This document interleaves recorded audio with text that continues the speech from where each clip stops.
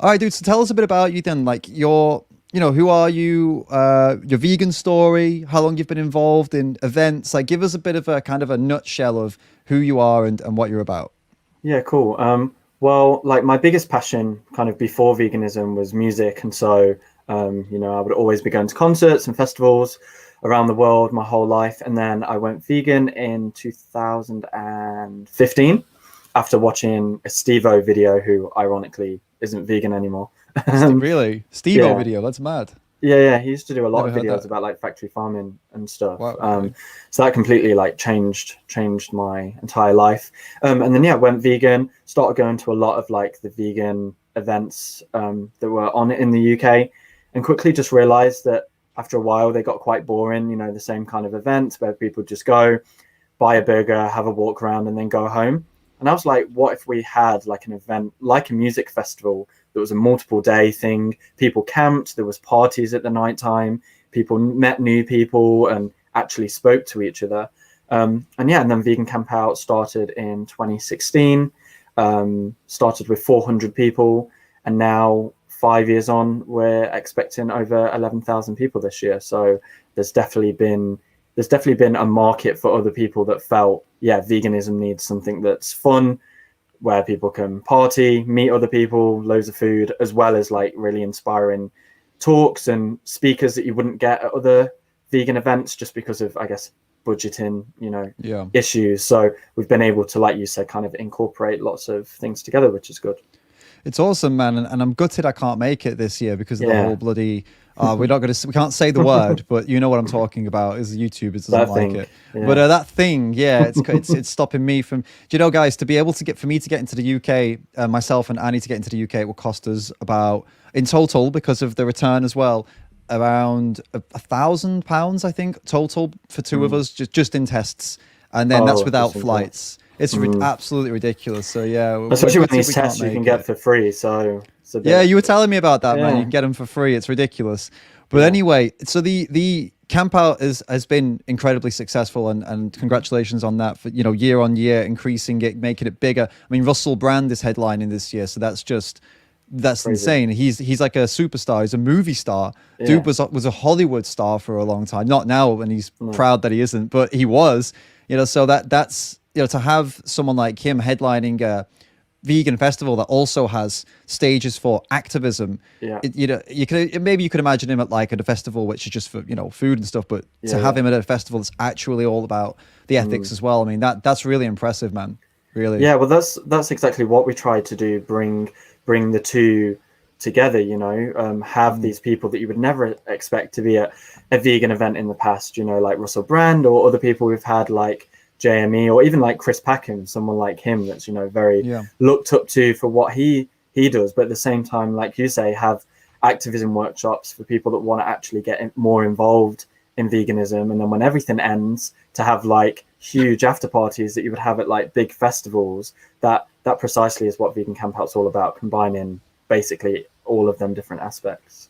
Yeah, and I can definitely agree, and from experience, say you've achieved that, and I agree that is what we want. It's awesome. You spend a whole day learning, or yeah, learning from people basically, whether it be Mm. it's being inspired by someone, or learning activism from someone, or learning how to do yoga. Like there's literally you can pretty much do whatever you want all the Yeah. day, get some food, and then you can go if you want to go get wasted, go get wasted. If you don't, it's not like it's not like other festivals where you feel out of place if you're not getting No. wasted. You know Yeah, what I yeah, mean? Like if you go to some big music festivals, you feel like if you're not drinking, you feel kind of like pressured because everyone's just a mess. yeah. But I found at the camp out there's this nice balance of and respect. People aren't too stupid like No. other big festivals. They're kind of more chill, they're respectful of each other because we've all got that one thing in common, right? So there's like a common respect going around that Yeah, it's also doesn't the get fact too that like crazy. them big festivals, like you just have that thud from the fairground going until like 7 a.m. Like I'm Yeah, sure you've had that thud. And like Camp Out doesn't have that. So even if the you're not dubstep. into partying, at least by 2 a.m. all the noise is over, so it's not Yeah. as bad as the big festivals. But yeah. The dubstep like tents that keep on going though. Those ones are like, I don't know, man. I find them quite soothing in the end. Like, I remember I left Leeds Festival once. I got home and I couldn't sleep because I was so used to the. It's kind of nice if you can get used to it, you know.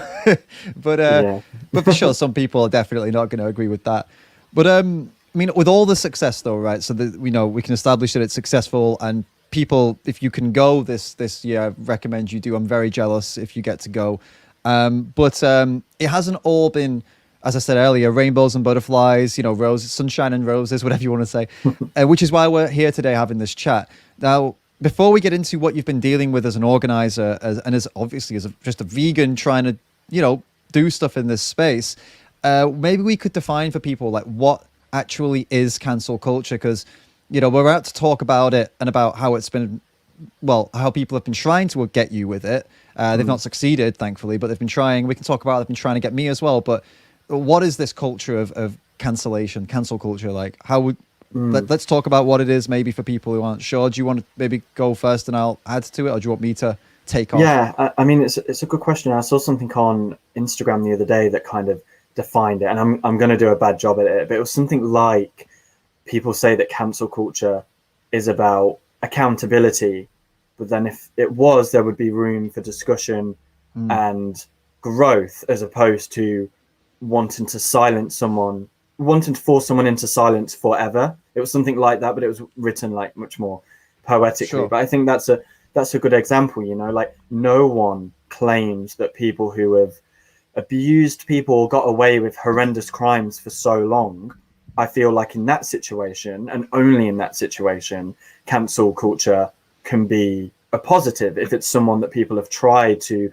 go down, you know, the standard routes of police or whatever, and try and get some justice. And when nothing else is possible, that can help to shine a light on these things. But that isn't what cancel culture is. And people make the mistake of saying, well, you know, do you think that bad people should get away with things then? It's like, no, but the issue is that them stories are so few and far between.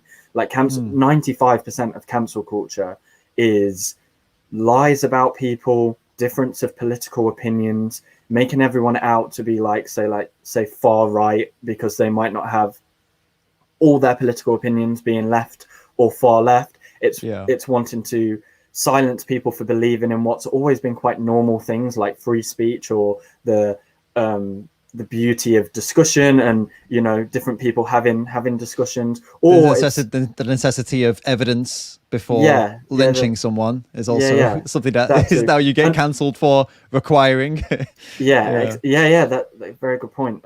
Or you know, maybe for still liking bands or liking comedians that have maybe made jokes or comments that other people don't like. And then there's always the bit of like, which is, I guess, it is cancel culture, but it's another kind of form of cancel culture, which is basically just trawling through people's or celebrities' Twitter accounts over 10, 15 years and finding where, you know, they said words that wouldn't really be acceptable in today's day. But, you know, and that's really, I see that kind of cancel culture as like, it was me who caught that person. You know, it's not about them because they don't use them words anymore, but it's about that person that's managed to find that tweet that person or celebrity had found out about, and they get the clout for that, of being like, yes, exactly. I was the one who brought that. You know, it's not about accountability, because that person. We can definitely get into that a bit later, you know, as to why people do it. But I think, I think so far, I think just to also extend from what you've said, the goal of this of cancel culture, like kind of what it means to cancel, it's an attempt at ruining someone's life, basically. It's an attempt to have them fired, to have no one else hire them, to have them lose all their friends, to lose their social status. If they are an influencer of some sort, it's to have them lose that influence, it's to have them lose that platform, get them kicked off Twitter, get them kicked off TikTok, get them kicked off Instagram, get basically to completely silo them so that they are incapable of having a normal life. This is pretty much... That's the extreme of what cancel culture is. That's what getting someone cancelled is, basically. In with everything you've said as kind of how they go about it, and the things they do, trolling through someone's account. The end goal is to is to force them to apologize, resign or apologize, or force them to publicly denounce themselves, and then they give the impression that that would be the end of it if they did that, Yeah. but it's never the end of it. They go further and they try and say, you're not allowed to hire that person. If you hire that, they said sorry though, doesn't matter. You hire them, then you're just as bad as they are, even if they said sorry. So, you know, it's often not a good idea to even say sorry, even if you did something wrong. It's often not.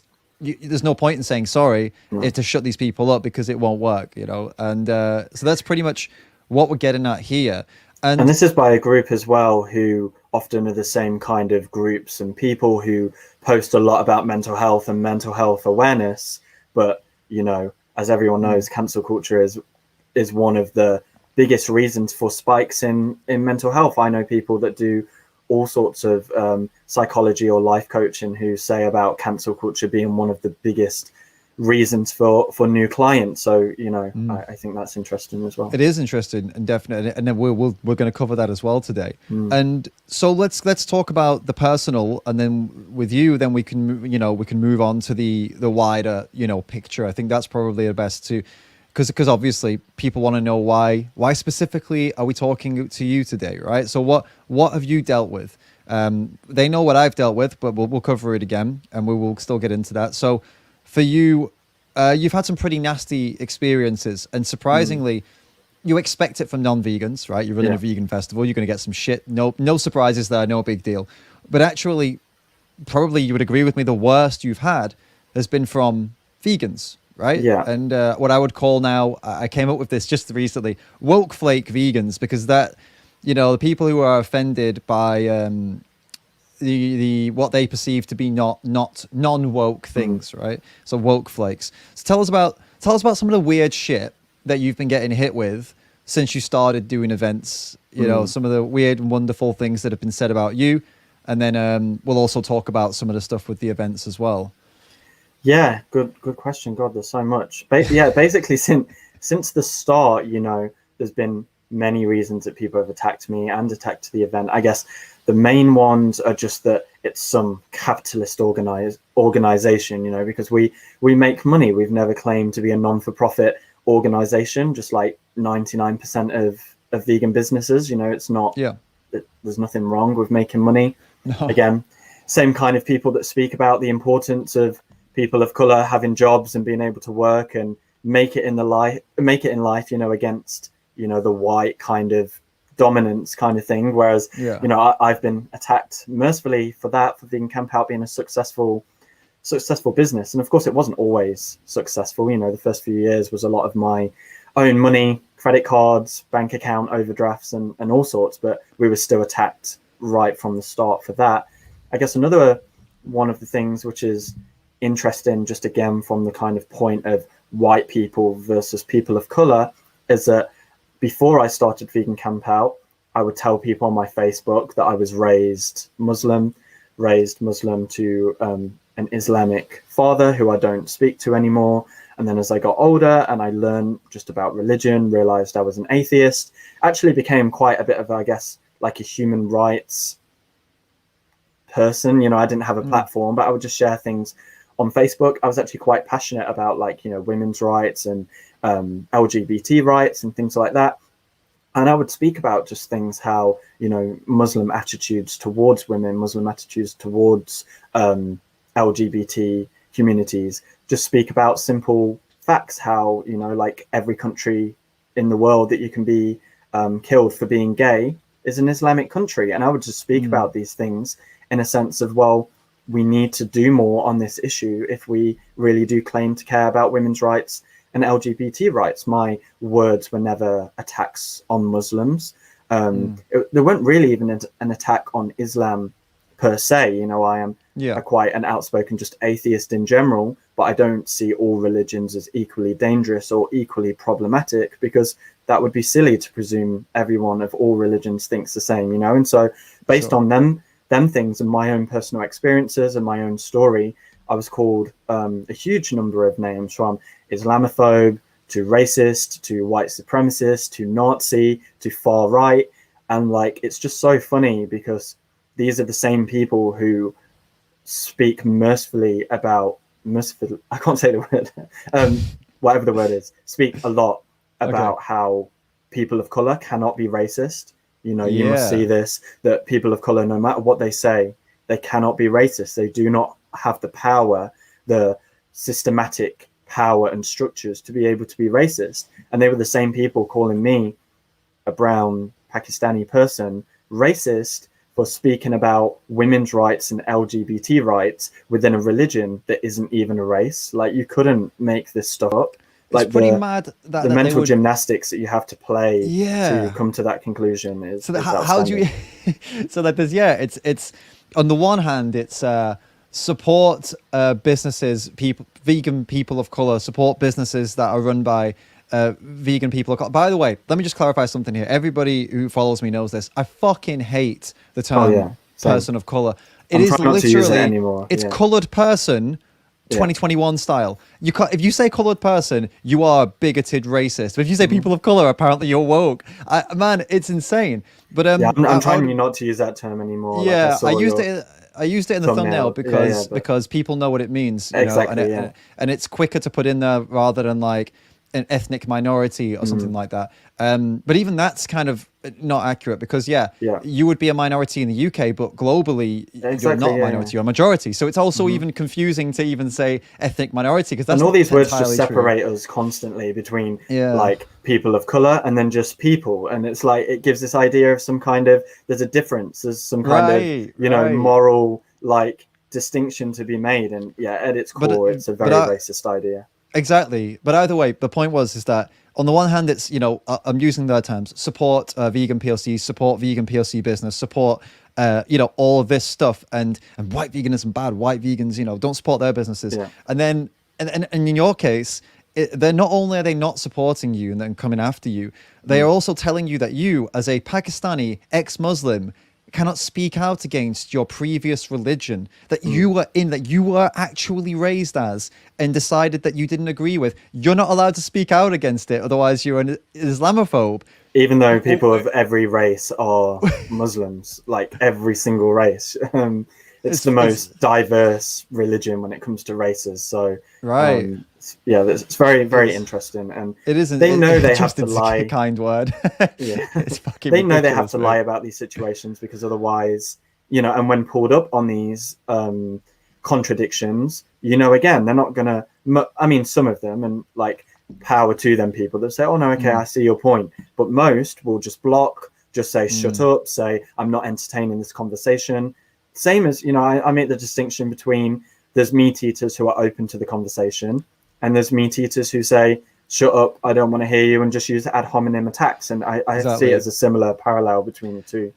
Let me show people, show everyone, and you as well, maybe you haven't seen this, an example of what it looks like. So this is not against you, actually, this is against me. So an example of, you just said sometimes they can be like, shut up, whatever, blah, blah, blah. So the other day I got into this kind of a problem on Twitter with someone who was unhappy with me because I hosted George Martin on here, and he says George Martin is what did he call him? The words were something like an established racist, something like that. Like he just is. It is known. It is known. There is no argument. There is no conversation to be had. George Martin is a racist, and you had him on your channel. Why did you have him on your channel? So I responded in the way that I think we should all be responding. Either to, you got two choices. You either explain or you say, who the fuck are you? I don't need to answer to you. Yeah. And this is kind of what happens when you do that. So I'm naming names here because I don't give a shit. But when we talk about some of the dudes talking about you, we're not going to name names. But here it is. I said, well, the reason I collab with him and lots of others I disagree with on some topics is it's none of your fucking business, random person on Twitter. Why the fuck should I or anyone answer to you? And listen to what happened here. He translated it as, well, it's none of your business why I collab with the known racist like George Martin, but it's probably because I am racist too. Nice. So this is the kind of logic we're dealing with. It's it's very reasonable to say to someone, I don't need to answer to you, fuck off.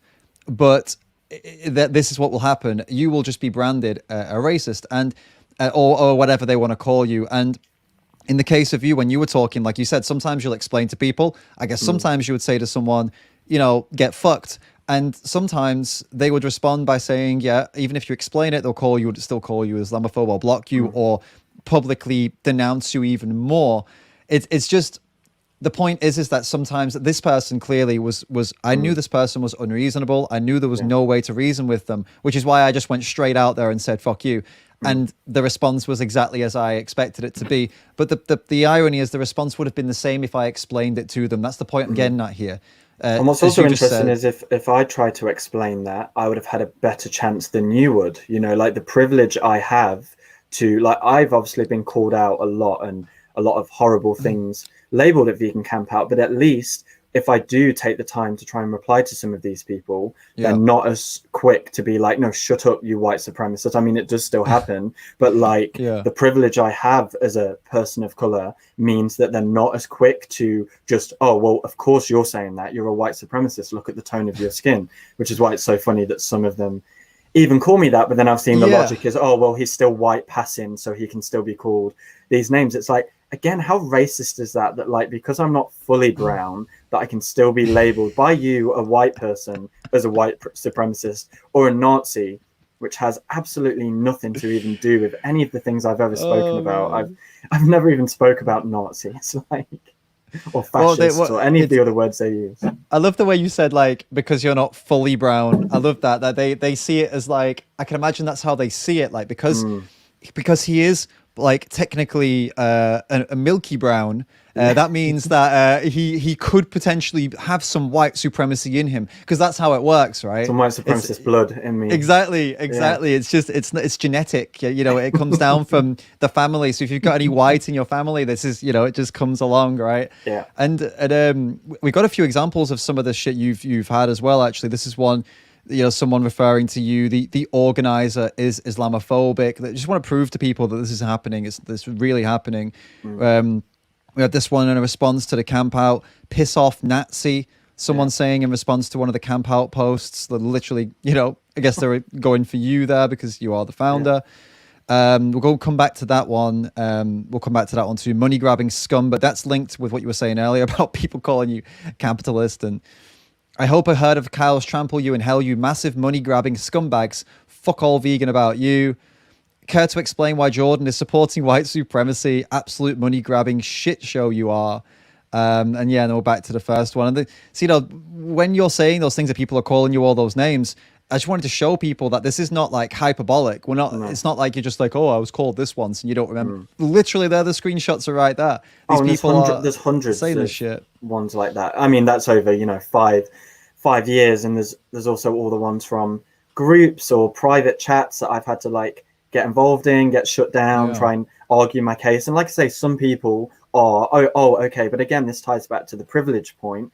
So I have been able to say to some people, well, look at me, like, how possibly could I be a Nazi? And the amount of people that didn't even know I was brown. And I've had people apologize to me like, oh, sorry, I didn't realize you were brown yourself. It's like, if I was white, like, you should still be apologizing for calling me like really awful names based on like very normal opinions. So like, it's fucking hilarious, man. As if like, oh, I'm so sorry for calling you that. Like, as if you saying I am not that is not enough for them, but you proving that you are actually not white. That's the point for them to be like, oh, I'm so sorry. I'm so sorry. It should just be that you say, hey, look, I don't like what you're saying about me, and it's not true, and here's why it's not true, and you know, I don't know where you're coming. That should be enough for someone to be like, yeah, all right, I got it wrong. But no, you have to be, you know, you have to like pull out the brown card and say, actually, you know, I'm Pakistani, so I can't be a Nazi. And then boom, logic in their head is just fixed, and they're all like, yeah, okay, exactly. And so if I had been fully white, this would have been a much harder thing to do, because like they see it as any defense of yourself, it's further proof, kind of like the screenshot you gave of like, well, oh, okay, so what you're saying is, you know, this whole like, what you're saying is mean. It's the same, you know, if I'd been white and I was like, oh, I'm not a Nazi, or I'm not a racist, or I'm not an Islamophobe, or I'm not a fascist or far right, or any of these ridiculous words people will call you, they will say, oh, well, of course you're saying that, you are these things, of course you're not going to admit it. But being brown, it's like, oh, okay, well, I'll let you pass, and on to the next victim, basically, which is it's quite something. Maybe you need to get out in the sun a bit more, man. I mean, and then you'll probably get less shit, right? If you can just get that tan a bit more worked on. Because I'm fucking around, but like I'm actually half serious. You probably, if you were just sunbathed a little bit, got a shade darker, you probably get about 90% less shit, because people, the reason you're getting the majority of it is because they think you're white, right? Yeah. That's insane. That's the reason they But come also to the you. And ones then, that don't, you it's know, because I'm the wrong type of person of color. Do you know what I mean? It's like okay, yeah, if I was like thick in the victimhood and I had, you know, oppressed person of color in my Instagram bio and, you know, shut the fuck up. I don't know if we can swear, but shut the you hell can up. swear about, yeah. Shut the hell up, white people in my bio. I would get away with anything I wanted to say, which these people do. And they have, you know, all these white people just clapping at every word they say, like, yes, we will do whatever you want. Like, please forgive us for our sins. You know, it's this very like Yeah. religious culty vibes, as At the my friend Church of Africa Woke, Brooks man. says. Yeah.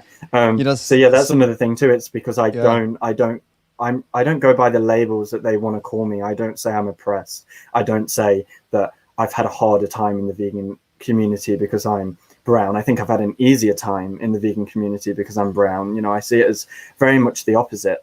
So yeah, It's an interesting point that you say that. That I can imagine that this really pisses these people off, because they have developed.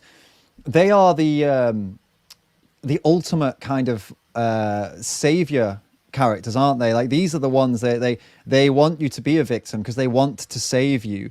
Yeah. And then when you are not a victim, when you are just sat here saying, actually, I think I've had a pretty good time as a you know, someone who's not white in the vegan community, I've been pretty successful. I feel I've had it easier. Then it really, really pisses them off, because then they can't be your knight or you know, whatever in shining armor. And the biggest irony is they want to say like, oh no, as a person of color, and obviously this extends out of the vegan community too, but they want to say like, no, you will never be successful. You will always be held down by white people, and you will never be fully safe and physically safe. You will never be physically safe. But all the attacks I've ever had are from that same crowd.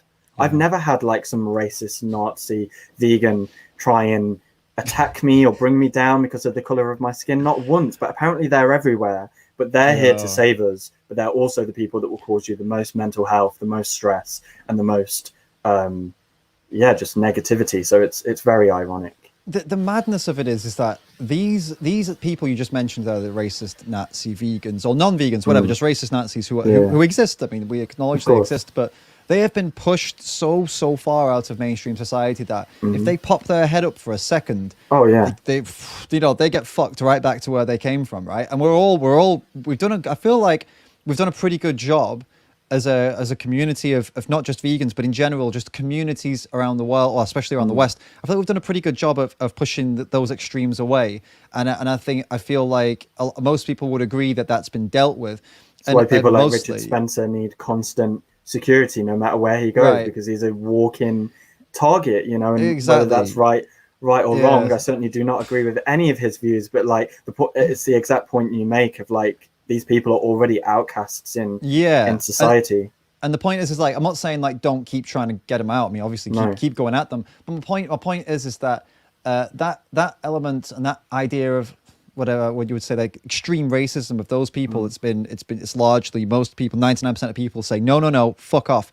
But what's replaced it is this new form of discrimination, which is what we're talking about here, which is if you have the wrong opinions, then you know, you'll be treated as badly as they are, basically, no matter, even if you are like you are you know, Pakistani, it all of a sudden that doesn't matter anymore. And the point I'm trying to get at here is there is a more mainstream discrimination going on right now, and instead of it being pushed out like it should be, like we're saying fuck this cancel culture, but that's not what appears to be the case. It seems like the mainstream media and big celebrities, and it seems like people are actually on board with this and allowing it, as opposed to saying no, as we do say to other extreme ways of being. So like what I'm trying to say here is like we those kind of extreme people are pushed away, but the extreme people that exist now are obviously not quite as bad as those extremes, but they're getting to the point where they are, you know, like attacking someone, like attacking you.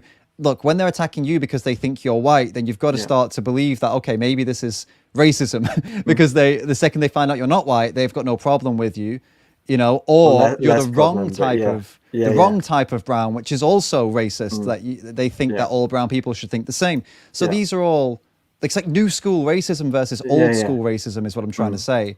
It's woke racism, right. And then old So, school racism is largely 99% of people don't, say fuck off. But new school racism feels like it gets a pass quite a lot. and it's promoted heavily.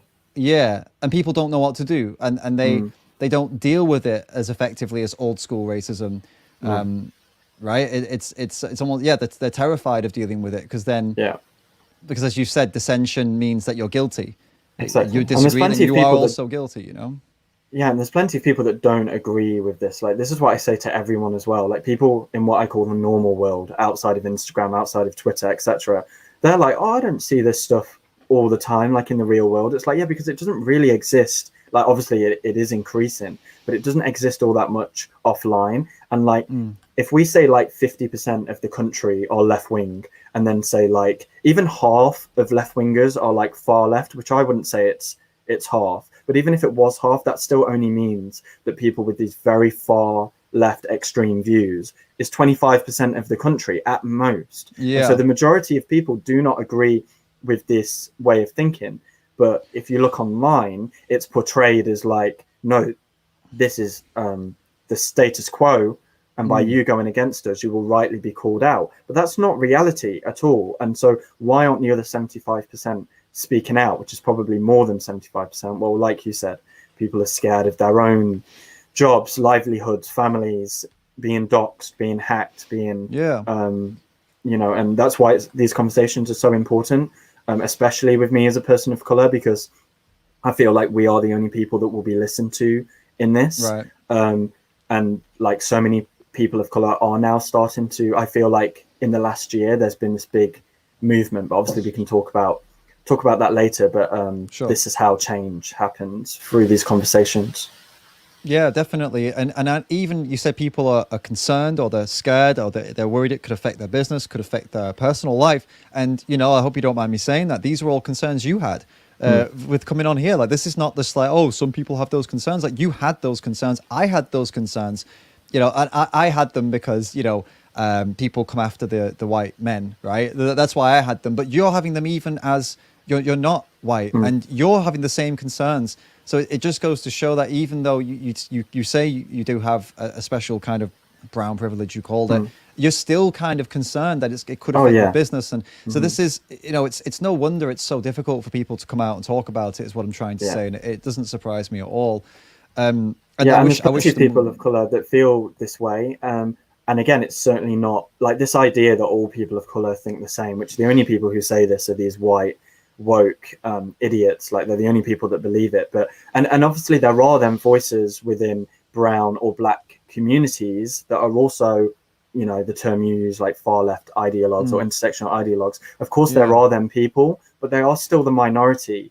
And so it's through them communities that labels like Uncle Tom and like white sellout are used, and that allows these white people to think, oh, well, even the brown and black people are saying that they're not one of them. But it's like, no, they're still like the minority. They're still like you're the minority of white people who feel this way. They're the minority of people of color that feel this way. Most people in the middle, this saying I like, embrace the gray, are very like, oh, I have this opinion. Oh yeah, I agree with you on that point. I don't agree with you on that point. And then people are just as open to be cancelled as other people. And like you said, when you've dealt with like the worst of the worst, the scale and the criteria for being cancelled becomes less and less. And that's why you have black people who are even staunch, like, Black Lives Matter supporters and all the rest, being cancelled because they might not agree with this bit. They might not agree with that section. They think that could have been done a bit better. They might agree with free speech, the importance of discussion. And so it goes down the sliding scale basically until everyone has. I think ultimately, you said, why do people do this? I think ultimately it's about control. Most of these people are people that haven't really had good lives. They weren't people that had many friends at school. They were an outcast. And I was that too. That was literally my life. But I think people take two paths. They either take the path of like, well, I'm out of school now. I have my own life. I can work hard and like make something for myself. Or, if you're an activist, even, get stuck in something and put my life to use. The other side is that, well, now is my time to get revenge on other people. I wasn't listened to at school. I had a difficult childhood. I didn't get good grades. I was bullied for being fat or for wearing glasses or for being brown. And now is my turn to get revenge. And I see them two paths is just like a lot of like the summary of kind of how this happens. And I know a lot of people I've spoke to agree with that. So yeah, I think it's gaining some power back. Yeah, I totally agree. It's all about power, isn't it? It's either you gain power by being successful, or you gain power by shitting on others and trying to take others down to the way you felt when you were having a horrible time. And I've never been bullied for being brown, obviously, because I'm not brown. But I've been bullied for being short, believe it or not. Even though I'm 6'2" now, but I wasn't always. I was really small for some reason for a long time. So I've also, I've been through that, man. I've been to school and had no friends at all for years. Literally, it was horrible. Like some of the worst years of my life. Same. And we have a choice. You're either looking forward and try and say that's behind me, and we're going to do something good now, or you let it eat you up for the rest of your life. And I'm not saying, by the way, that like, oh, just work hard and you'll be successful. That's definitely not what I mean. Your chance of being successful is very slim no matter what color you are, but I do mean the mindset is different, of always thinking that other people owe you something, and that you should be basically what's the word, like I can't think of the word, where you have money basically paid back to you, like not compromise. Oh, word beginning with people C. want I don't know. Yeah, I get what you're compensated. Yeah, they feel like people owe them, like the world owes them a favor because they had a shitty start to life or whatever. As opposed to people that are saying, well, there are difficulties in life, whether that's based on your gender, based on your race, based on all the other things, by the way, that are virtually never spoken about, like how good looking you are, what your connections are, how much money your family have, which I think can often be much bigger indicators to your success. But of course, there are all these issues, but it's how you tackle them, and it's whether you want to actually make something of your life and be proud of yourself, or just constantly want compensation from others around you. So yeah. So to getting back to you for a second, I've got a funny question. Well, not funny, but we'll see if it's funny. Do you think these people genuinely believe that you are an Islamophobic, white supremacist, racist, capitalist monster? Do you think do you think these people genuinely believe that when they say that stuff, that you are those things, or is something else going on? Yeah, I mean, I've watched this happen, not just to me, not just to Vegan Campout, but I always say 2015, 2016 was a catalyst for this kind of thing. A lot of views that are now considered probably even far right to some of the really idiots were very liberal, left-wing ideas, even in 2015. And like I speak about some examples of this, but like I definitely do think that these people do believe what they say. Now, I think they realize that there's contradictions to a lot of this. And so when people, we speak a lot about like cognitive dissonance, right? Like in the vegan community. And when people bring up these contradictions, then they get like and they feel very attacked. So it's like, don't attack me. I'm like the white savior. Like you say, I'm here to save you. But I do think they genuinely believe them. But it's that head in the sand of like how their views might be contradicting other views they have. And like I said, there's this idea of support people of color, support vegan businesses. Well, we just happen to be a vegan business and a person of color owned business, but yet we get attacked mercifully for not being a non-profit organization, or listen to people of color. Now it's time for white people to shut up. Oh, but don't listen to the people of color that might have a different view to you. So I do think they actually believe these things, but that they don't always think them through with their contradictions, and they'll just put it down to, oh, well, they're a sellout, they're an Uncle Tom, oh, even people of color can be capitalists, blah blah blah. But the word capitalist just gets thrown around so much. Like, surely capitalism at its basic is selling services in exchange for monetary value. But like I say, these people speak about the importance of supporting people of color businesses, but not if you're the wrong person of color, not if you're a person of color that might not agree with what these white people are saying you should think like. To be clear, your team of for the camp out, who I don't give a fuck, but I'm just pointing out a contradiction here. Like, what ethnicities does it consist of? Just for the people who don't know, because I know your team, I think I know more or less, but like well, just our actual proper team, in terms of like people that are actually paid as employees by Vegan Campout, is just me and my sister right now. So that makes us like a fully person of color run business. But obviously we have like contractors who have different roles within the organization. That's a mix of women, men, white people, Indians. Yeah. But yeah, our core team right now is a person of color ran business, which is pretty cool to be able to do that with your sister. But yeah. Yeah, it's really cool. And this But it is the makes it point. all the more hilarious. Yeah. Yeah, that's the point. Is that I already knew that, and I wasn't sure if you had more people in the team, which is why I already knew. I just wanted to clarify it, and because it really adds something extra to it, that you are the exact business that these people would go out and say, if you don't support this business, then you're a bigot, and then they are the ones that also want to take your business down because of perceived wrongdoings by you, because you have shared opinions that are not in line with the rhetoric that they are going for. It's phenomenal that they're happy to just completely, like you said, the cognitive dissonance, they're happy to completely put aside their core beliefs, their core belief structure, which is we need to help people like you and help businesses like yours. And they'll put it aside because you said a thing that they actually didn't agree with or didn't like. So all that goes aside. And now you are all those things that they call you. And But it they is a lot, don't support you anymore. Yeah, exactly. Yeah, you said it earlier though, like sometimes you think of things as you have these conversations and you speak out loud. So I do think a lot of the more naive people who just share these things, oh, I've heard, it's always, I've heard white supremacist, I've heard Nazi. I think for them people, it is because they've physically just been told how to think, and therefore anything outside of the box has to equal A or B, as opposed to all the other possibilities that there could be. But with the people who know what they're doing, what I call really dangerous people, and a lot of these people have big platforms, which I think is like just so scary, full of white people, just agreeing with every word they say.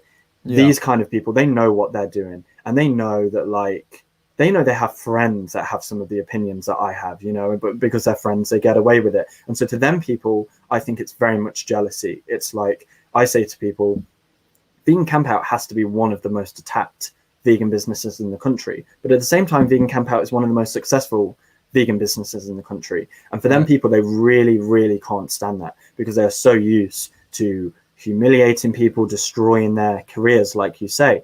And so they don't like the idea of like, why couldn't have I done this? Why I'm oppressed, I'm a person of color, or I'm, any other kind of ism or word that they want to use. Why don't I get that success? And so that stuff just kind of reeks of jealousy. I mean, I try and take it as a compliment. It's like, well, yeah, I know what I'm doing. Like, I'm good. I'm clearly good at business and I'm good at promotion. But why people can't just admit that? Like, if I see someone who's doing much better than me, like, I just don't understand the mindset of someone that thinks, not only do I look down on this person, but I'm now going to post about them and try and turn as many people against them so I can have some of their control that I wish I had. Whereas for me, I see someone that's doing better than me. I'm like, wow, that's amazing. That inspires me. What are they doing? Well done to them. And I always say well done to people. I'm like, well done for finding a gap in the market. Well done for, thinking of an idea someone else hadn't thought of. But to some people, this is like, no, this isn't right.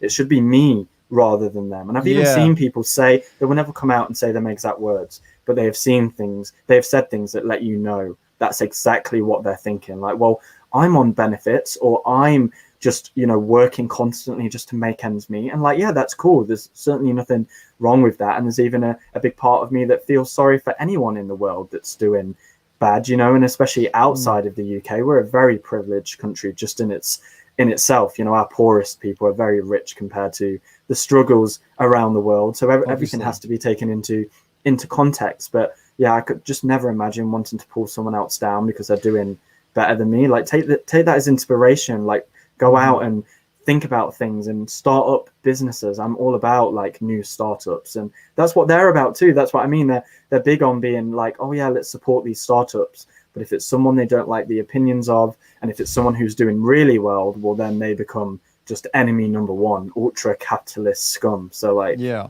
and it's and that's with the thing you said about seeing someone doing well and then not wanting to put them down. And I think it is a human, I feel like, for me personally anyway, I feel like it is quite natural to see someone succeed and get jealous. I don't think that's something to feel guilty about. It happens to me. And the way I deal with it, and guys, I recommend you all do the same thing. When you get that feeling of jealousy, just fucking suck it up and message them and say, you are doing so well. And I think it's awesome. Or even tell them, I saw that you just did this and I hate you. Like, I hate you. I want that. You're amazing. Well done. since I started doing that, these feelings I used to get, these deep feelings of like, Yeah. fucking hell, like I'm not doing good enough. I want that.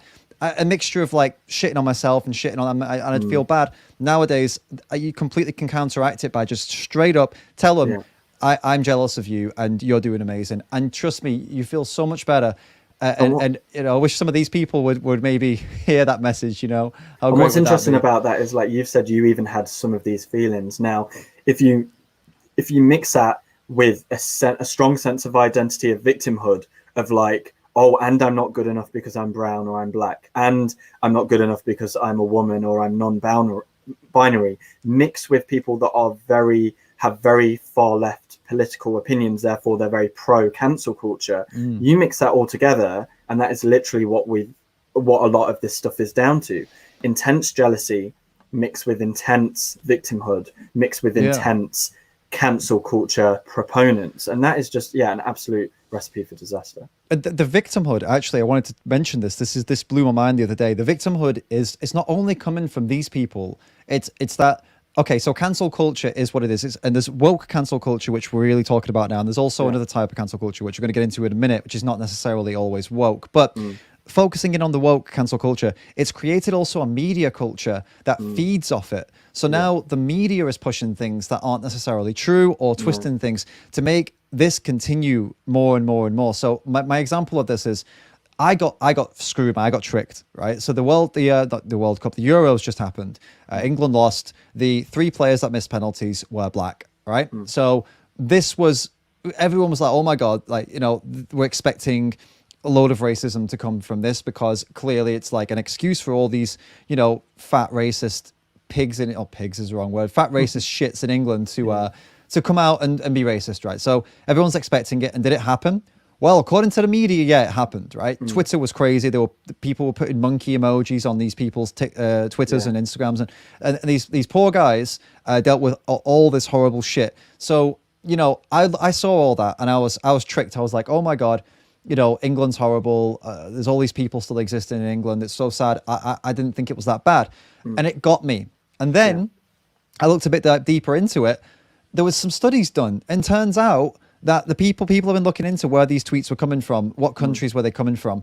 They could only establish that around, I think it was between 6 to 9% of these tweets had come from the UK, confirmed.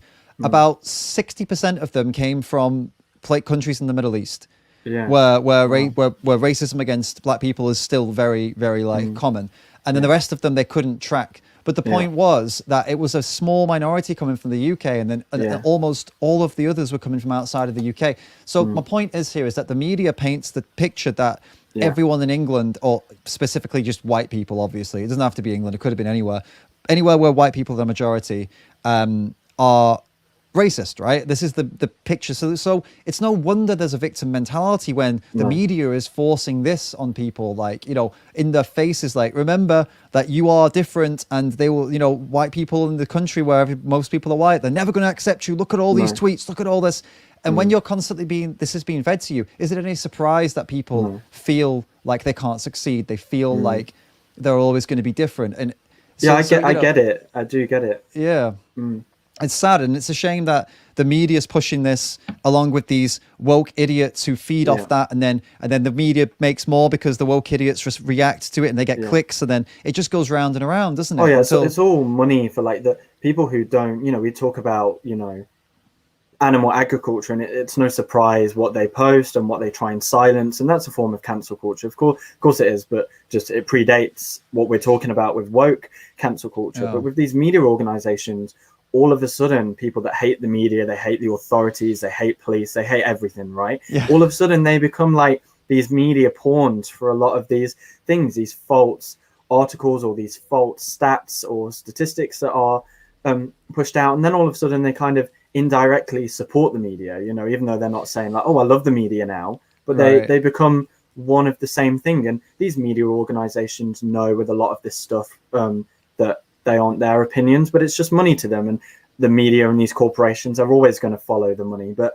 that's interesting in itself, because these people are meant to be staunch anti-capitalist. So like, why are you kind of giving the media these clickbait fake links? Why are you allowing these companies for changing their flag or changing their logo for one day? Why are you allowing them to get off the, it's like, okay, they've done their bit, on to the next part now. It's like, well, they've only done their bit because they want to keep their shareholders and keep their, they keep their revenues. That's not accountability. Like, that's silly. Yeah, like all those companies I saw this, I've mentioned this meme before, but there was a great meme where it was like it was a meme from The Office, and it said all companies in June, and it's the guy from The Office is saying we're all homos, and then then it goes July, and it says Homo sapiens. It's because that's literally like, it's a great meme representation of what June to July is for companies, right? Yeah, they're all like, rainbows, and then after June ends, and it's like, okay, back to straight up business. We don't give a shit about LGBT anymore. We never did. We won't for the rest of the year until the next time it comes around. And this is it's all about money, and it's all linked in. And there's that other meme as well. I'll mention just this before we move on. I wish I had the memes to show, but it's like. It's where it's this guy, and it's a picture of a guy, and it says, man who rebels against the system, opinions are supported by every major organization, Hollywood, and the mainstream media. But yeah, he's still a rebel, apparently. Is that other meme of these, because that's what these kind of woke flakes are. They are positioning themselves as revolutionaries, but there is nothing revolutionary about what they're doing, because everyone agrees with them. Everyone, not everyone, obviously the mainstream media, the organization, the Hollywood, the movie industry, everyone, the celebrities, social media organizations, exactly. And then most people are too scared to even question it. So actually there's nothing revolutionary about it. Actually it's the opposite. It's more, what's the opposite of revolution? It's dictator, isn't it? Dictatorship. It's like, I can say these things and everyone will support me, otherwise you'll be punished. How is that revolutionary? Isn't that the definition of fascism?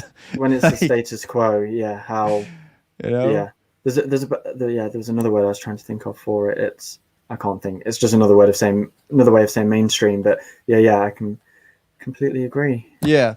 So we talked about the woke side of things, and before we oh, by the way, anyone who's got questions, you can put them in the chat, but I'll find it hard to get to them. The best way to do it, send questions. If you really want them to be answered and really want us to get into some topics, send them over by Streamlabs or use the super chat. But I do recommend Streamlabs, because Streamlabs will not take as big a cut as YouTube will. So the link is in the pinned comment and in the description. Send us through some comments or some questions or some support, and it will be well appreciated. So consider doing that. And we're going to talk about some less woke things now, actually, and some more kind of, I don't know, just silly cancel culture. Because cancel culture can be woke, and it can also just be fucking, well, woke is dumb, but it can be just straight up dumb without the woke side as well. And this is an example of that as well. So we've got an organization, let's just name them as that. I can't see right now. There we go.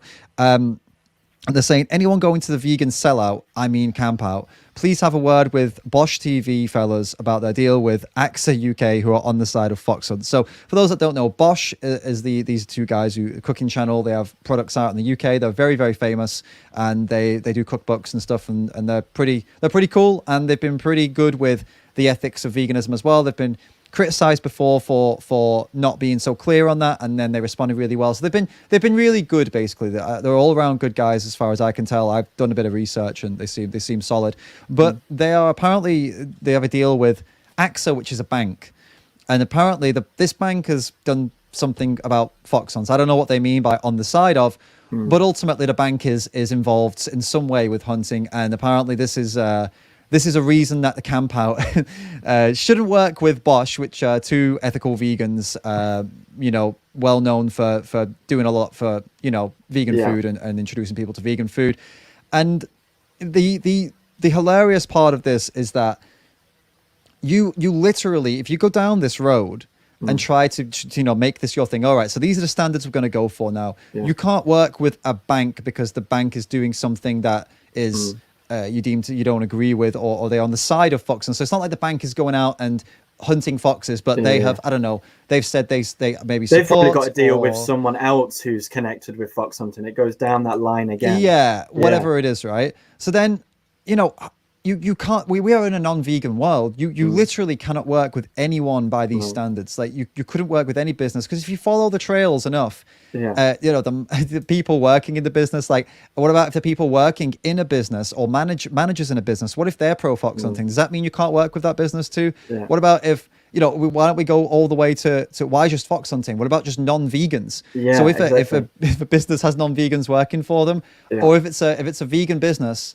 but the person who owns it is dating a non-vegan, so technically some of the profits are going to go to them. Is that not allowed too? Like Oh yeah, how far do you go with it? You know? the speciesism with this is insane when it comes to the fox hunting issue, because I imagine that every speaker we've got at Campout is with a bank who isn't vegan, and I'm presuming Right. that because I don't know of many huge bank corporations that are owned by vegans. You know, please correct me if I'm wrong. And so every speaker we've got on our lineup is literally funding animal agriculture, and a lot more animal agriculture than the fox hunting as well, because these people are eating meat, dairy, and eggs every day.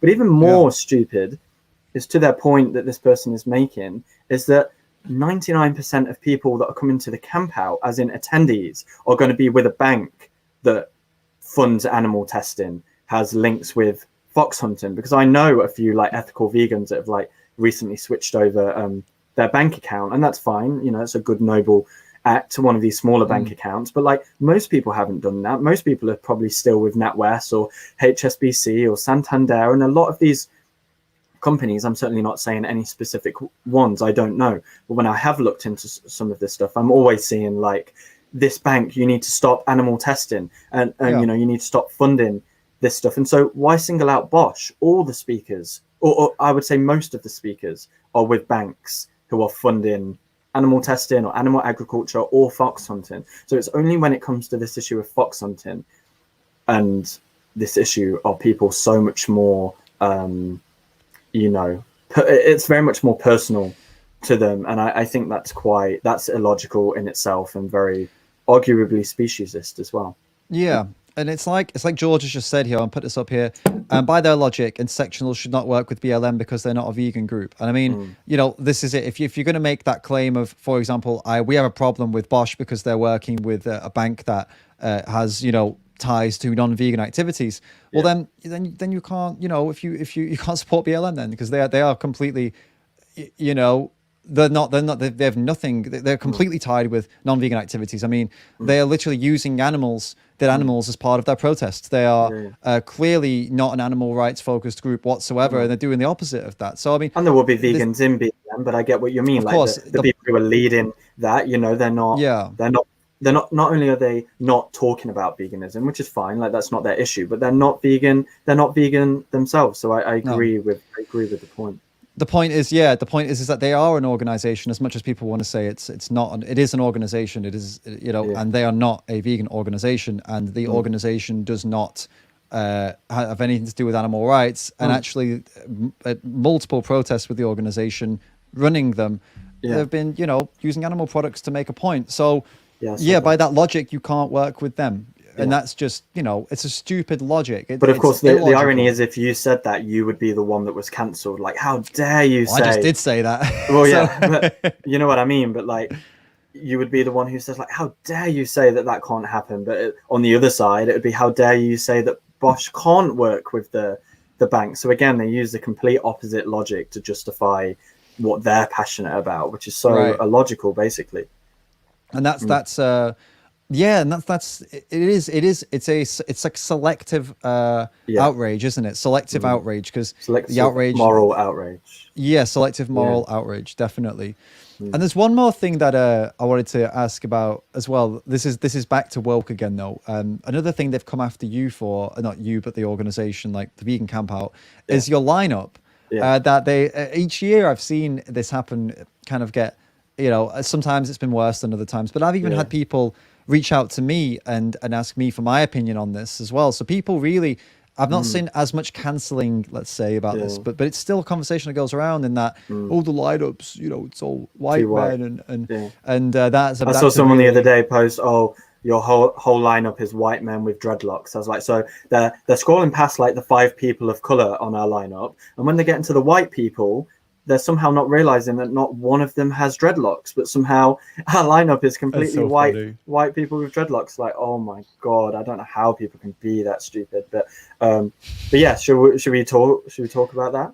I mean, yeah, we can get into a little bit. I mean, it's not really, it doesn't really need that much explanation No. at the end of the day. But it's just, I'll tell you what, let's open it up a bit, because we don't need to go deep into that. It's not really a big topic. I think most people don't give a fuck about you know, that. But I think there is just one point to it that makes it even more stupid, which is that I'm all for, if our lineup was this just completely white men lineup, then like that's not very representative. Like, that's not the vegan community. There's plenty of women, plenty of people of color, or let's say minority voices, because we're trying to not use that word anymore.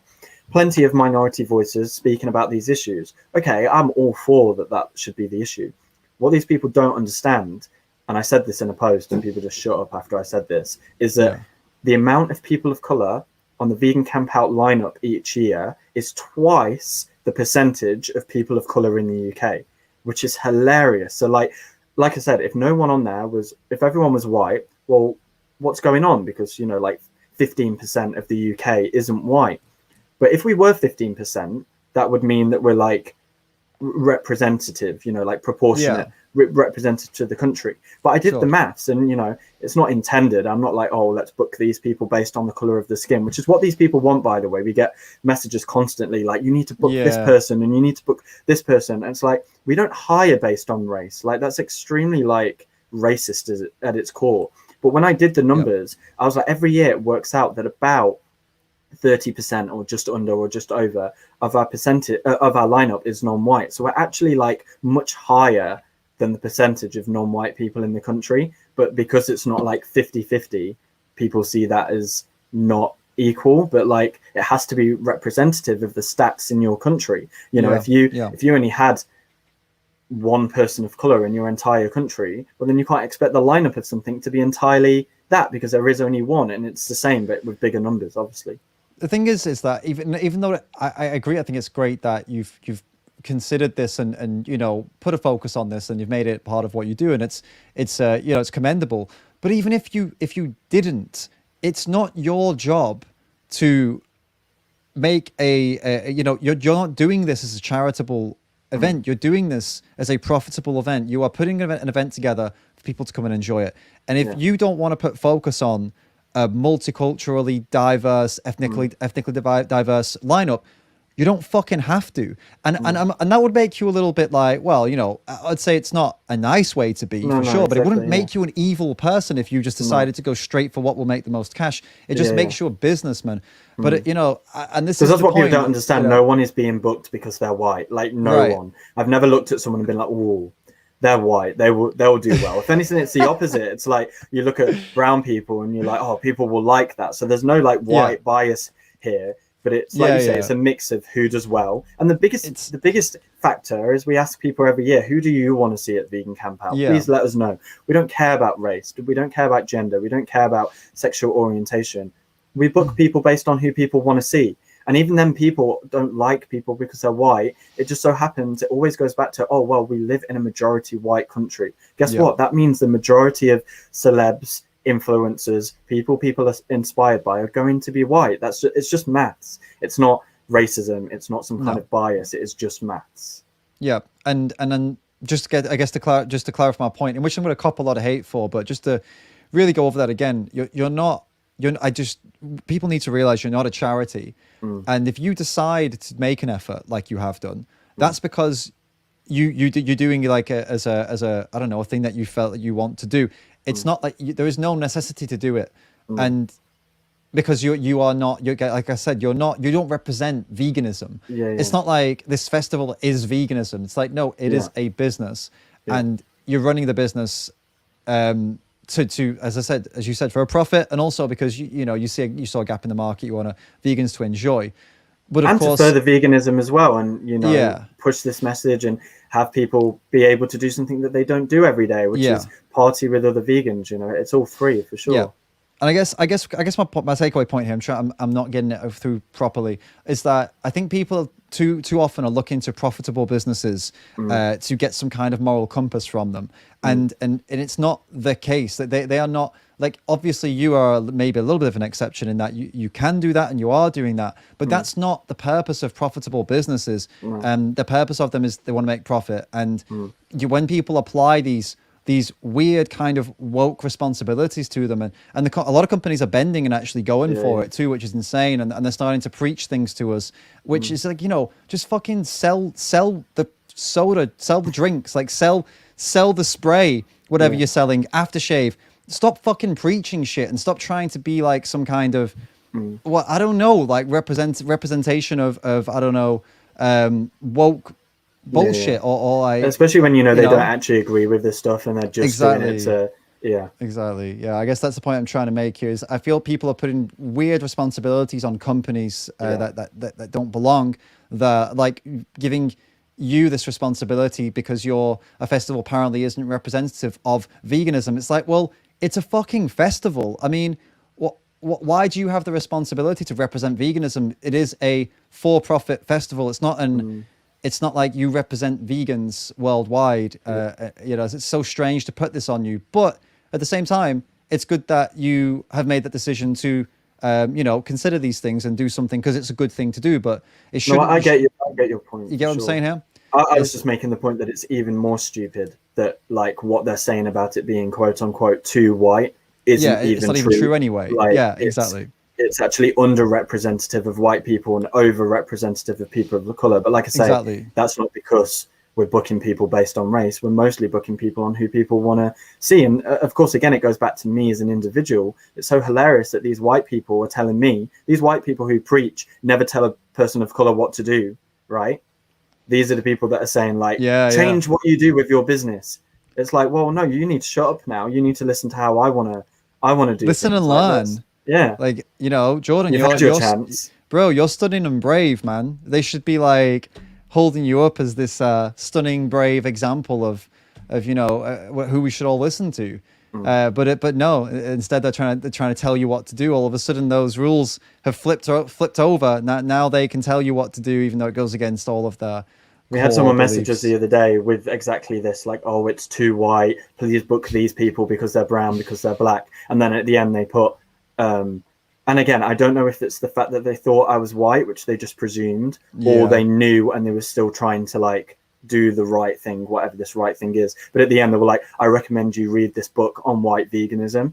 And I just replied back and said, well, as a person of color, I don't think reading a book of white veganism is something I really need to do, but, like, thank you for your message. And they just didn't reply. So, like, I think it was like that, oh shit, like I didn't realize, or like, whoops, well, I don't want to tell a person of color what to do now. So it's hilarious. They probably shit themselves in case you screenshotted it and shared it, and they're like, oh fuck, I'm gonna get cancelled. I tried to cancel him, and now I'm gonna get cancelled for trying to cancel him. But, like, which I could do. It'd be very easy if I wanted to lapse up this victimhood. Like, how dare these white people try and tell me, who's already in a very oppressed person of color in this white world, what to do. But, like, again, I was just like, it's pathetic. Exactly. I preferred to make them feel embarrassed by the message, and their radio silence was a good example of that I'd done that. So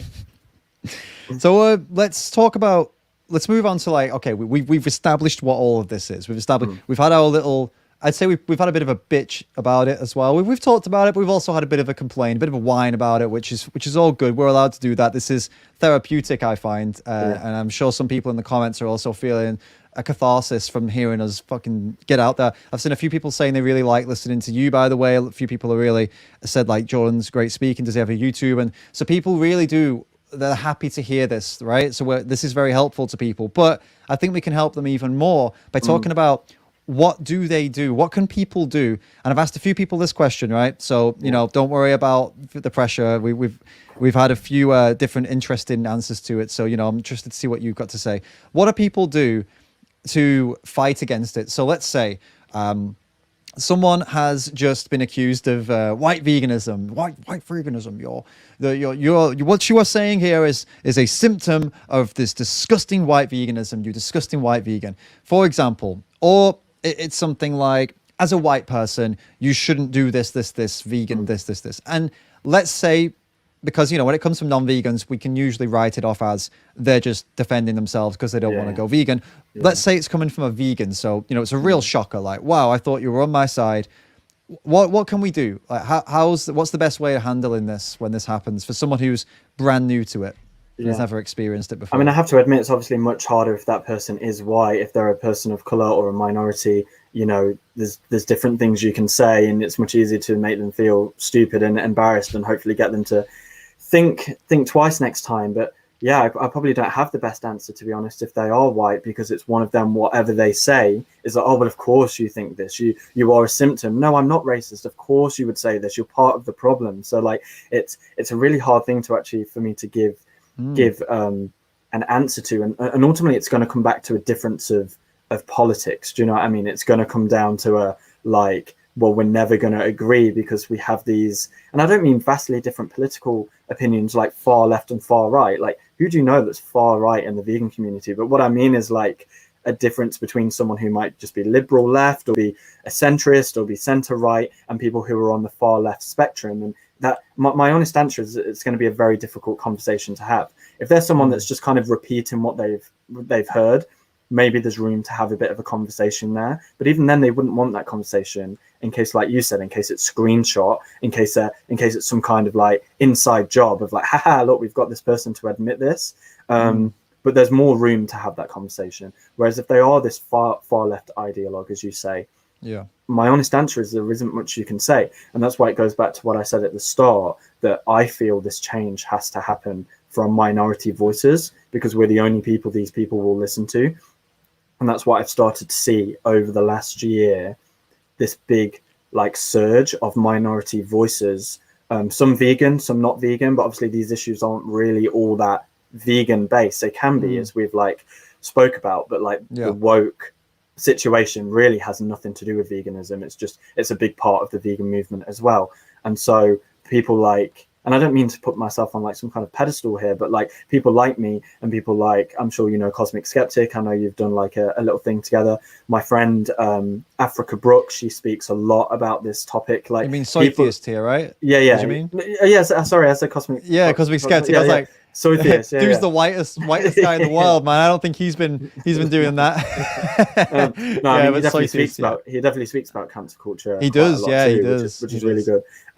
Hopefully he speaks about that in his Vegan Campout talk. But no, soy theist, and me and people like Africa Brooke, and there's a lot of people who are just like fed up basically of being spoken for by either these white losers or by other people of color extremists that do absolutely not represent everyone within that community. So as much as that probably isn't the most like positive response, like I don't think there's much room for negotiation between two white people that have vastly different political opinions. It has to come from these minorities, because all these people have heard for the last 5 years is listen to minorities. And yes, we will still be cancelled, but we have a privilege that they don't, which is that we can be listened to. And like Africa Brooke speaks about how she sees so many people, other minorities, be cancelled, but except from like the odd DM of people being to her like, oh, you know, you do realize the danger in saying this, or that like white supremacists really like what you're saying, and all these stupid other things. The vast majority of people, and all the people like I've introduced to her from like posting about her, were all people that were very like adopted by like the woke ideology even last year. And so all of a sudden there's these thousands of people that are like, oh, so like people of color don't all think the same, and not all people of color think they're oppressed, and that people of color do believe in discussion and free speech and don't have these awful views about white people and these generalistic views. So I think that is where the biggest change will happen. Yeah, it's incredible that you say that people say white supremacists really enjoy what this person's saying. It's like, well, no, a true white supremacist wouldn't enjoy anything she was saying because she's not white and they're white supremacists. That's like, isn't that kind of one of the things that are qualifying, points about being a white supremacist? Is that you don't listen to people that aren't white? You would actively disregard someone's opinions because they aren't white. Is that not like what it means to be a white supremacist? And I guess to the woke people, no, it's not. A white supremacist nowadays is the bar to become a white supremacist is very So low. low. Yeah, It's yeah. very low. Like I've been told I'm a white supremacist. Do you know what the reason is that I was told I'm a white Go on. supremacist? Because I laughed at the idea that I might be a white supremacist. Oh, So okay. therefore, I am a white supremacist. That's how low the bar is. Like Oh me yeah, and if you weren't, you would have said, "Oh yeah, like maybe I am." You wouldn't have found that funny. You wouldn't have found that comical. So you must It's be. like it was me and Aditya here on the live stream, and Aditya, we were both laughing about it. We were like, the idea that God, be sat here talking to Aditya on my live stream. The idea that I could be a white supremacist was hilarious because we were we're mates and we're having a great time, and we I don't know. It's just the idea is so insane that it was just funny, and we just laughed about it. And apparently, that's all it took. A few people tweeted and commented in places, and the rumors went around. He's a white supremacist because he laughed about it. It's like, And this touches to a darker insane. issue as well. And I definitely don't think, again, I don't think that the people who are naive, who have been like adopted a lot of these opinions, I don't think they think this way. But to the people at the top, the leaders, the people who are pushing this stuff, I think a big reason is that, again, like you said, they're threatened by people that think different. But I think they're also even threatened by a white person and a non-white person being on air together, having a laugh, finding their commonalities, finding their differences, because ultimately they want these people to be divided. You see it in their rhetoric, like white people will always be bad, will always be evil. People of color will always be oppressed. Do not speak to the white person. Do not take a hand from the white person, because it will always be for some kind of sinister alternative motive, right? Ulterior motive. Yeah, I've heard that as well. So like, I think the idea of genuine multiculturalism and unity actually threatens a lot of these people that want to keep us separated. And you see that now with a lot of this rhetoric of like white only schools and black only schools and all kind of stuff. There's a lot of people, again, white people and non-white people, that are coming out and saying this is segregation in 2021. And it's like what you said about a lot of this woke stuff being modern day racism, because a lot of the old school racism no longer exists. And I see exists in places where it is massively fought against. Like they have their own forums and private places where they talk their shit, and if it ever comes into the public sphere, it gets fucking devastated, like by everyone. So I think you're right. You're onto it, man, for sure. Just quickly, want to read this out from Trash Carcass. Stacy says, "Great topic, great guest." So thank you so much. That's must feel good, man. You're a great guest. Yeah, thanks. I had a point. Shit, what was the point I had for you just now? Oh, there was this was it. You were saying about the white people that will always have this ulterior motive. That twigged something in my mind. I saw a tweet the other day. I was tagged in it by some fucking loser on Twitter. There's so many guys. I'm so sorry. Like, I hate to say this. Do you think it doesn't bring me any joy to say that there are vegan fucking morons all over the internet, and it doesn't bring me joy. I hate it. I wish all vegans were just, great. Like I never even met shitty vegans for a long time until more recent years, and then I've met so many of them. And anyway, one of them was on Twitter, tagged me in a tweet, and said something like white veganism is a serious problem, or something like that. And Tabitha Brown, the famous vegan TikToker, she is their blackface. So they were saying that white people, our ulterior motive is to use people like her so that we can use her to promote our white. Exactly. Like she's our advocate for white veganism, and which seems to be some kind of dig at her as well, which is it is a dig at her as well. And there's and it's sick, and it's like you said, this idea like white people will always be evil, and if ever a white person is agreeing with you as a person of color or working with you as a person of color, then that means that they're just using you. And I've been accused of this, dude. I got accused of this with Aditya, bringing Aditya on the channel. Who else did I bring on? I brought on people from some good friends of mine that I met on my travels from Sri Lanka, and I've had other people also from India. And I did this because they were fucking awesome people, great vegans and activists that I met around the world. There was no ulterior motive involved. It was like, these are people I shared opinions with, I had shared experiences with, and we were all in the same boat, same page with a lot of topics. So put everybody into one place.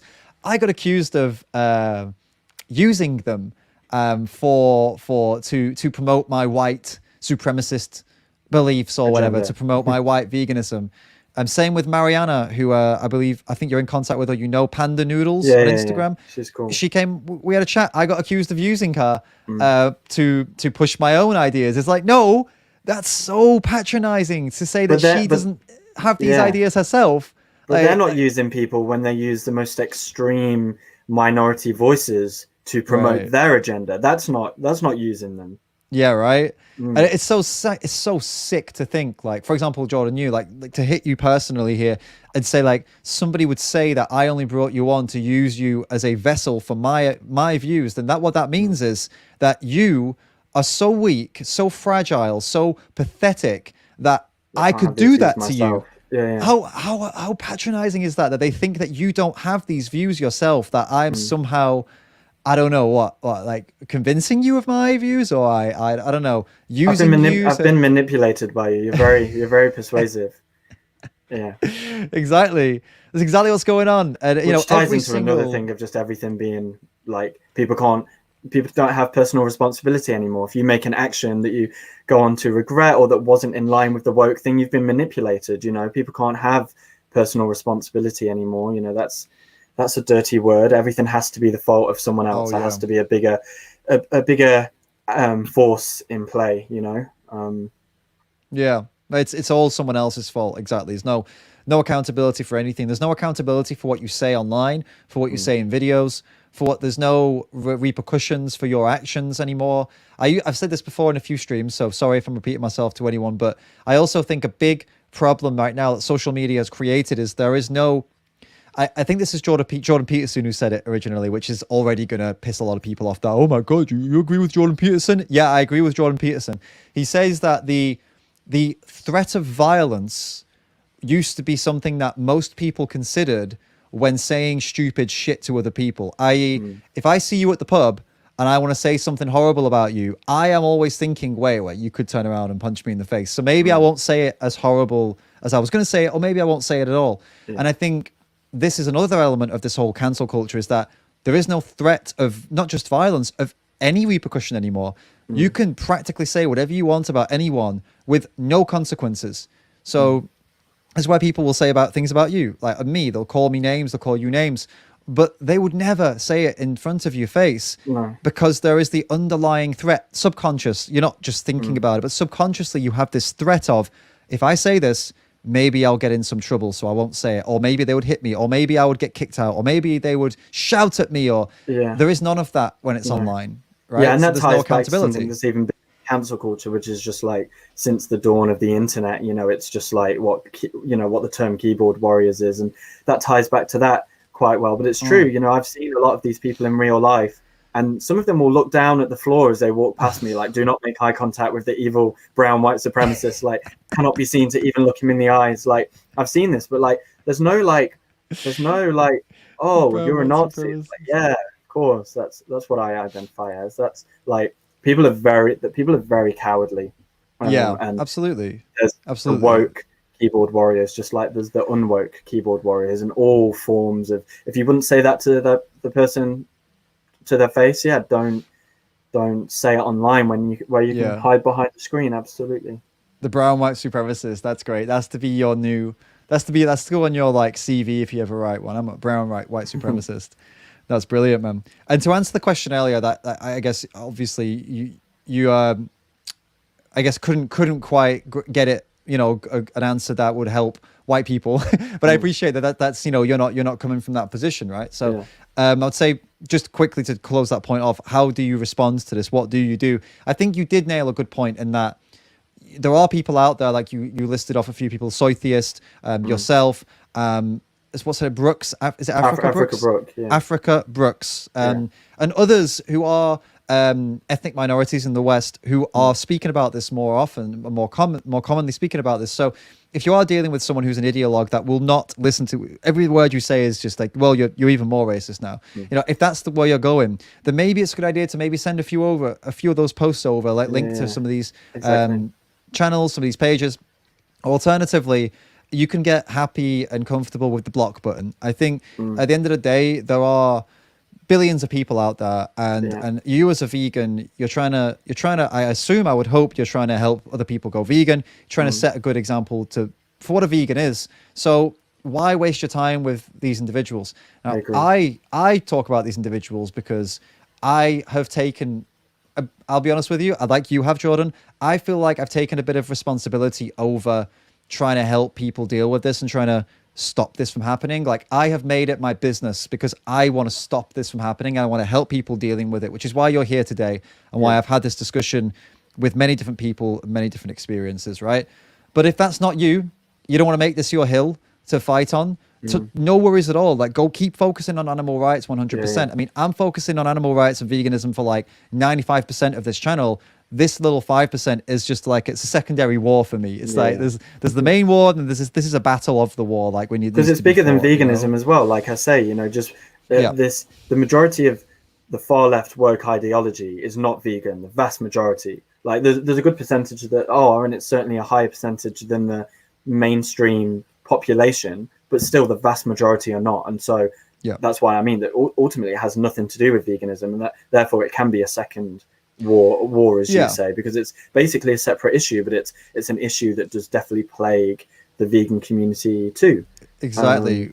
Which is why I've made it my business more. And I think because if it didn't plague the vegan community, I wouldn't honestly have made it my business as much as I have. But because it does come into here, and honestly, I see the stuff, I see what's going on outside of veganism, I get angry, but I don't make videos about it, and I don't comment on it specifically outside of veganism because I don't want to start a new war, completely new battle, a new war. I want to stay focused. But when this shit seeps in and starts to impact us, me and you as an organizer, an events organizer, a vegan, someone just trying to make a fucking living in a way that also helps vegans and helps the animals, and you getting shit on because of this nonsense, then, when I see that, and I've seen it with others too, then it is my business, and I'll make it my business. And that's, why we're here today. And I think what you said about the block button is good, actually, because, it's kind of what you said earlier of like, the reason is because I'm not accountable to you, in that tweet you did. I think that ties back to that. Like, you can block these people. Now, this is a lot harder when it's between friendship groups, and the amount of friendship groups I see broken up because of cancel culture, or obviously the big one now, which is kind of really, it's got a lot of the same tenets of cancel culture, of that people just don't want to listen. People have this, oh, well, delete me then, and it ruins friendships as a whole. Like, not that we're going to get into it, but the whole like vax and anti-vax thing. But my point is, it's like these really that's demonetized my video instantly. But on a serious note, like, refer to it as something else, please, because I don't know if it actually would get demonetized. But I get the point. Know what I mean. I get the point.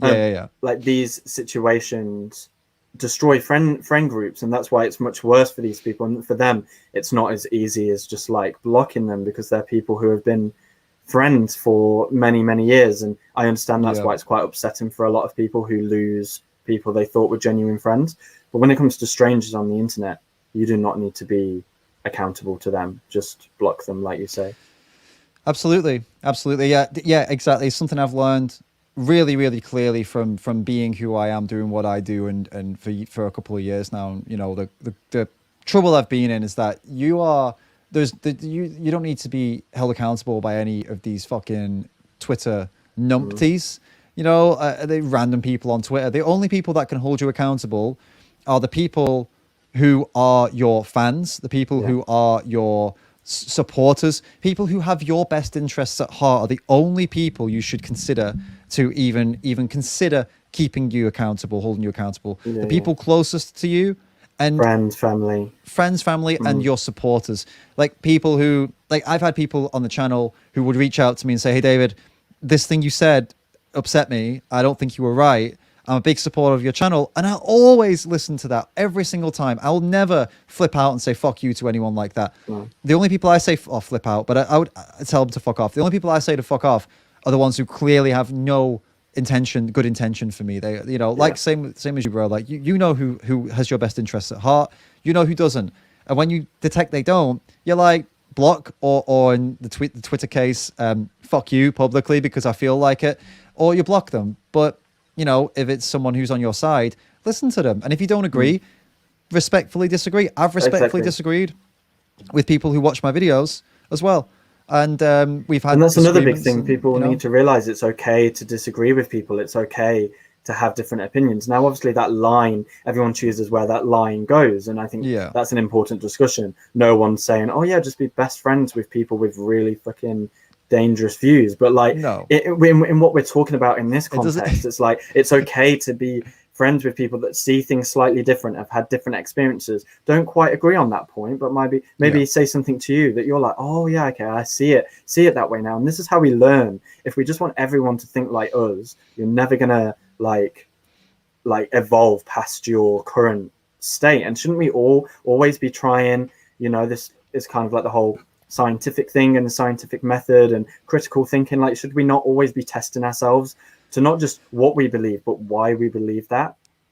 Exactly, 100%. And the idea that you can just write someone off and never work with them or never speak to them because of a few disagreements these disagreements are not, like you said, you got to draw a line in the sand and say, okay, wait, when's it too far? But, you know, for example, George, who's in the chat, George Martin, do I agree with George on everything? Fuck no. You know, and we definitely know where we disagree.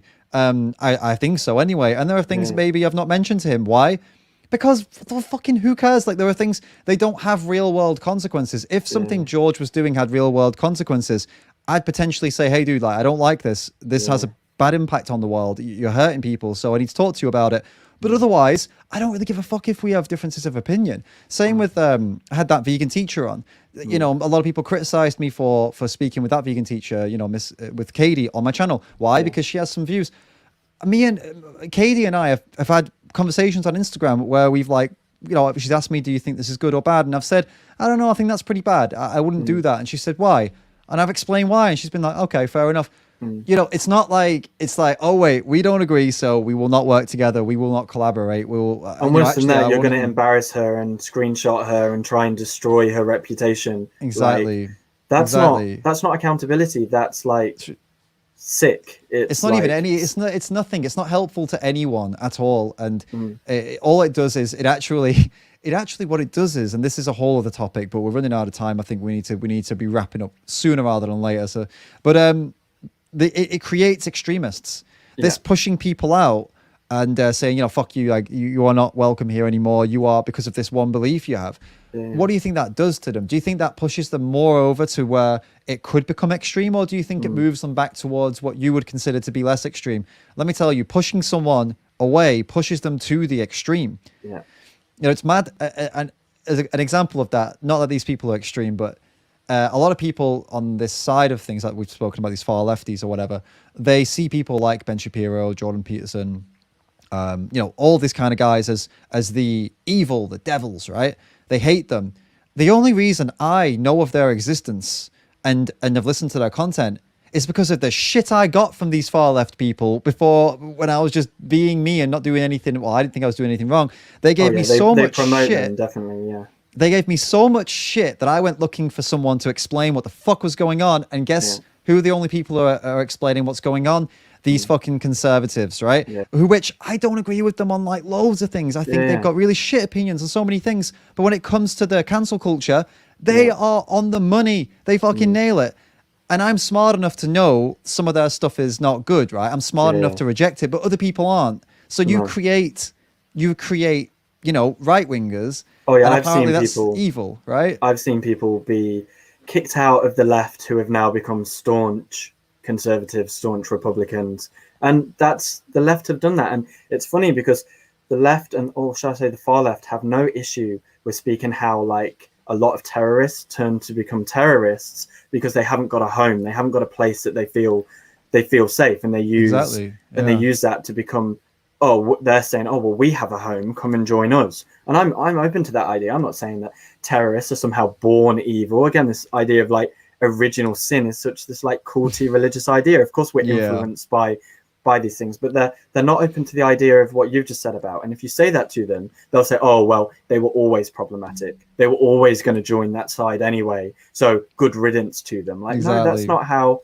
it works. And we even speak about that in a vegan context of like, if we're screaming at people just calling them a murderer, the psychology says they're probably not going to say, oh, I should buy a Beyond Burger tonight. That's where there's, I'm going to buy 2 burgers just to piss you off, I'm going to throw bacon at you in your protest. It angers that like defensiveness in people. And you know, all the psychology says that it's not how you change people's opinions, and it's the same in the vegan context. It's the same in the left versus right context. Like, why wouldn't it be different in another kind of political or social situation? You know, for sure. And there's actually I would even say there's still a difference though in that.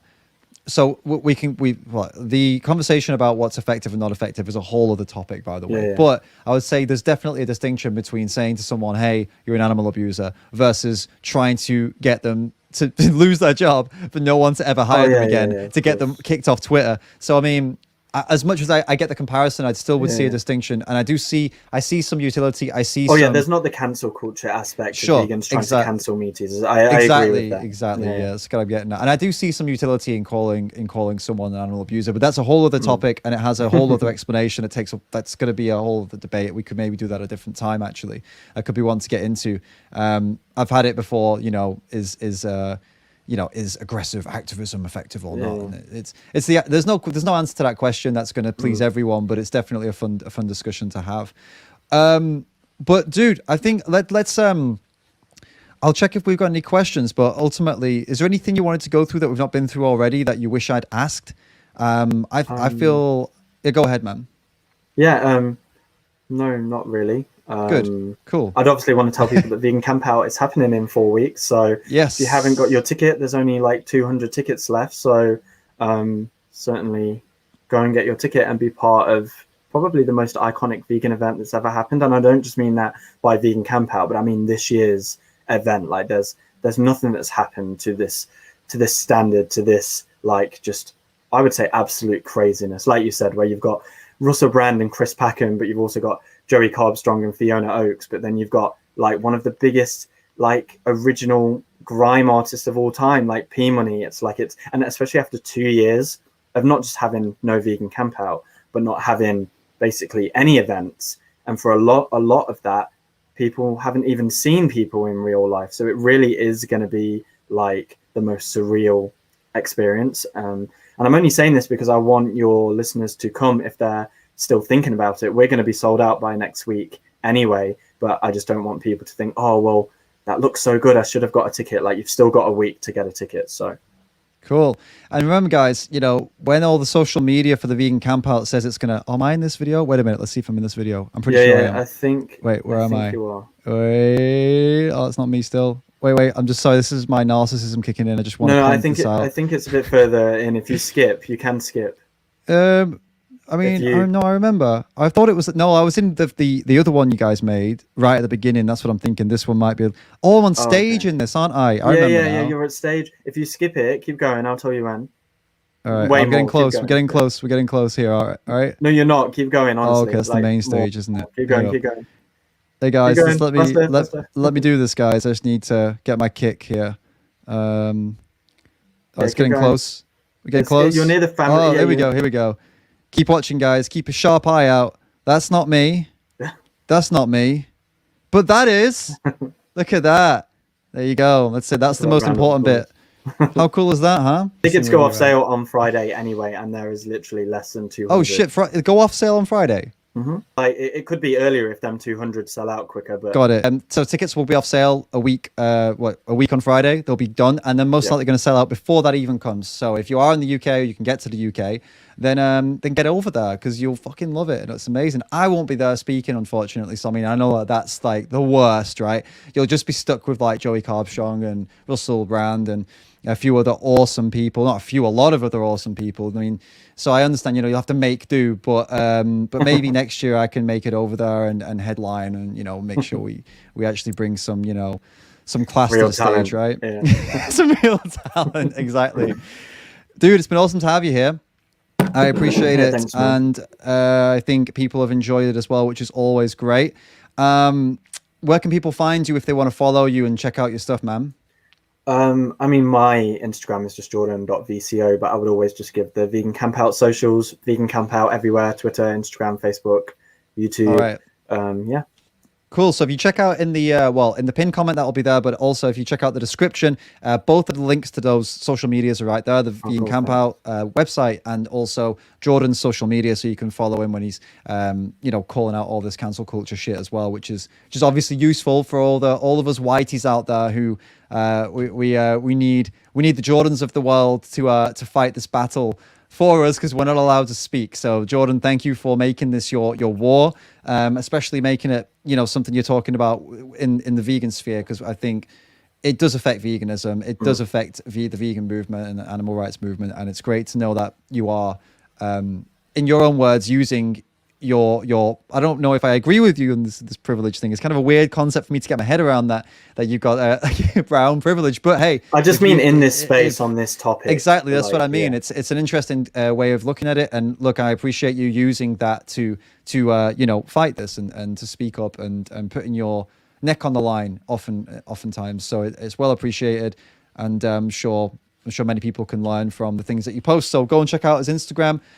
And dude, thanks so much for this. We'll do it again sometime. We'll pick a different topic. We'll do cool.